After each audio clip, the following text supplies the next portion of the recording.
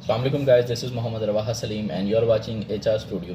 दोस्तों, आज हम बात करेंगे बेस्ट बैंक के बारे में कि आपके लिए कौन सा बैंक बहुत बेहतर है, बेहतरीन है बल्कि, और किस बैंक में आपको अकाउंट अपना खुलवाना चाहिए। तो हर बैंकर को ना कभी ये सवाल सुनने को ज़रूर मिलता है। लोग उससे पूछते हैं कि हमारे लिए कौन सा बेहतरीन बैंक है, हम किस बैंक में अपना अकाउंट खुलवाएं।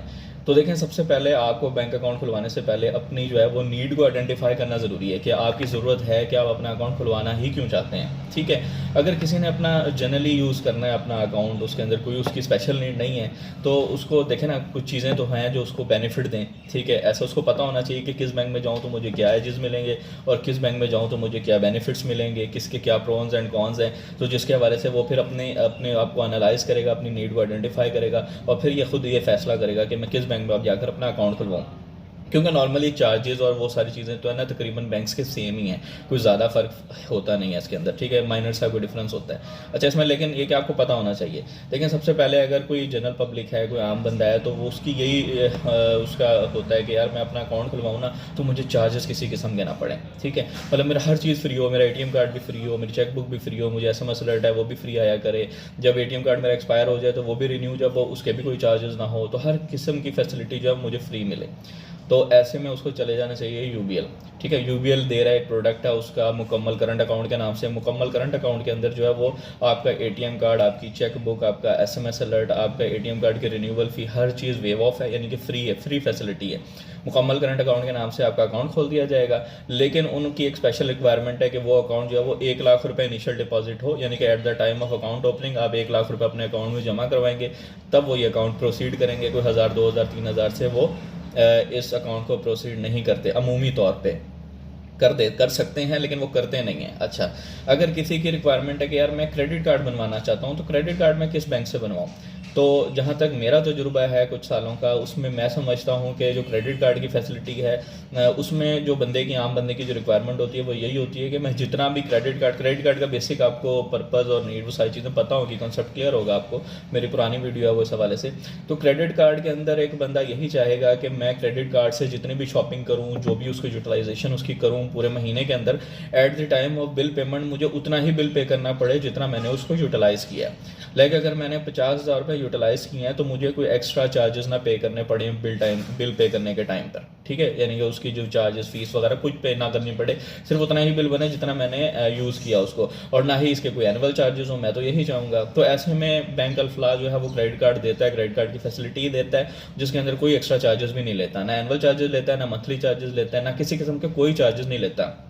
हर तरह के चार्जेस उसमें वेव ऑफ हैं और सिर्फ उतने ही आपको बिल पे करना होता है जितना आपने उसको यूज़ किया। तो ऐसे में उसके लिए बैंक अल्फला अच्छा है। देखें ना, दो मुख्तलिफ बैंक्स की बात हो गई इस टाइम पे। ठीक है, कुछ लोग होते हैं वो कहते हैं कि यार ये 1000-2000 रुपये ATM चार्जेस से हमें कोई फ़र्क नहीं पड़ता, वो भी साल बाद कटने होते हैं 1800-2000 रुपये, तो हमें इससे कोई फ़र्क नहीं पड़ता। लेकिन इस तरह के बैंक्स में जाओ, UBL में जाओ, तो वहाँ पर तो बड़ी लंबी लंबी लाइनें लगी हुई होती हैं। हमने कभी अपना कैश जमा करवाना है, कभी चेक विदड्रॉ करवाना है, कभी DD बनवाना है, या कभी कोई और काम है जैसे कोई इन्फॉर्मेशन लेनी है, तो वो लंबी कतारों में खड़ा होना पड़ता है, कोई घंटे 1.5 घंटे बाद, समटाइम काफ़ी वक्त लगता है हमें। तो टोकन सिस्टम और ये सारे मामला करने के बाद हमारा काफ़ी टाइम ज़ाया होता है। तो साल के अगर 2000 रुपये लगा लिए जाएँ तो क्या फ़र्क पड़ता है। लेकिन बैंक कोई ऐसा हो जहाँ पर रश कम हो और जो कस्टमर सर्विस है वो बहुत बेहतर हो, तो ऐसे में उनको चाहिए कि ऐसा बैंक जिनकी नंबर ऑफ़ लोकेशन ज़्यादा हों, ब्रांचेस ज़्यादा हों और उनके जो है वो नंबर ऑफ़ क्लाइंट्स कम हो, जिसकी वजह से कस्टमर सर्विस उनकी बेहतर होगी।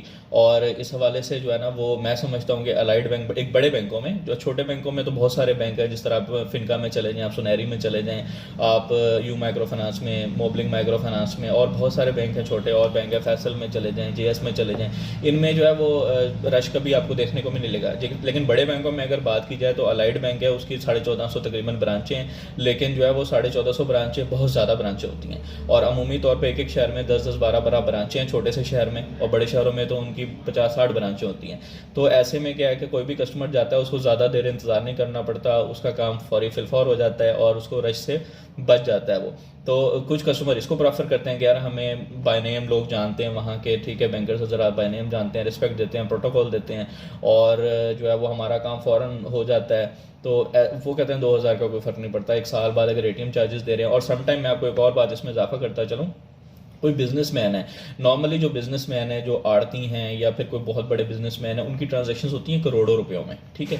जब भी वो जमा कराते हैं करोड़ों रुपए जमा करवाते हैं, जब भी वो कैश की सूरत में कह रहा हूँ, और जब भी वो विड्रॉ करवाते हैं तब भी करोड़ों की सूरत में करवाते हैं। किसी को ऑनलाइन ट्रांसफर कर रहे होते हैं, क्लियरिंग में जा रहा होता है, कुछ भी जा रहा होता है, वो मिलियंस में या करोड़ों में जा रहा होता है काम, ठीक है।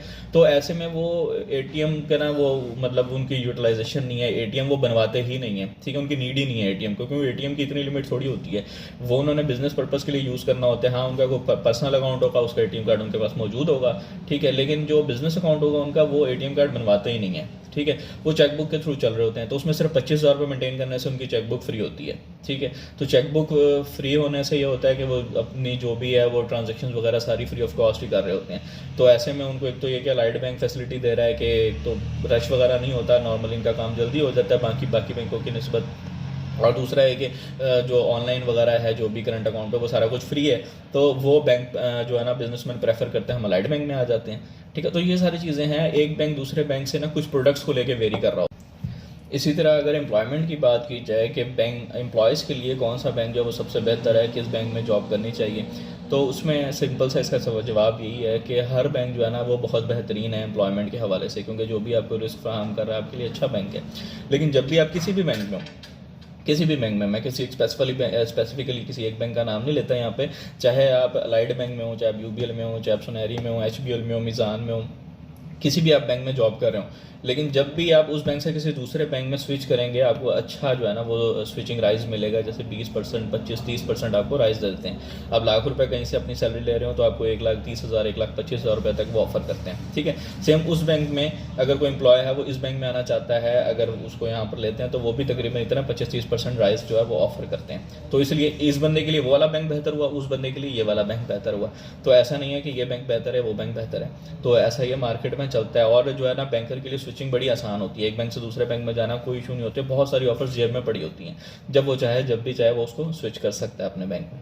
तो ये चीज़ें थी जिसमें आपको आइडेंटिफाई करना है अपनी नीड को, कि आपने क्या आपकी ज़रूरत है, क्या चीज़ें आपको चाहिए, और उसके मुताबिक आपने फैसला करना है कि किस बैंक में अपना अकाउंट खुलवाएं। इंशाल्लाह ताला आपको जो है वो एक नई वीडियो के साथ मैं दोबारा हाजिर होऊंगा, और इस वीडियो में मैं समझता हूँ कि आपको काफ़ी सारी नई मालूमात मिली होगी। कोई इन्फॉर्मेशन अगर मिस हो गई हो तो कमेंट सेक्शन में मुझसे पूछ सकते हैं। इंशाल्लाह एक नई वीडियो के साथ फिर हाजिर होऊंगा, तब तक के लिए मुझे दीजिए इजाज़त। अल्लाह हाफिज़।